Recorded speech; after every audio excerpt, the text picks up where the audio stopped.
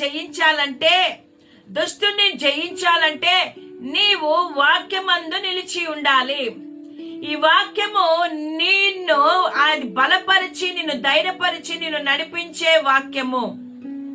యవనస్తులారా, మీ యవన కాలమందు ఈ లోకములో ఉన్న ఆశలను గురించి, ఆ యొక్క ఆలోచనలతో నువ్వు ఈ లోకమును చూసి నీ ఆత్మీయమైన జీవితంలో ఎదుగుదల లేకుండా లోకం వైపు చూస్తూ నువ్వు వెళ్ళిపోతూ ఉన్నావేమో.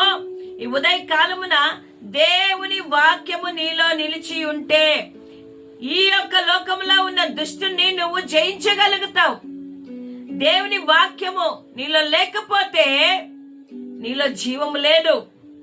ఈ వాక్యము బలమును అనుగ్రహిస్తుంది, ఈ వాక్యము జీవమును అనుగ్రహిస్తుంది, ఈ వాక్యము జ్ఞానమును అనుగ్రహిస్తుంది. ఈ వాక్యము ద్వారానే నువ్వు జయము పొందుకోగలుగుతావు. కాబట్టి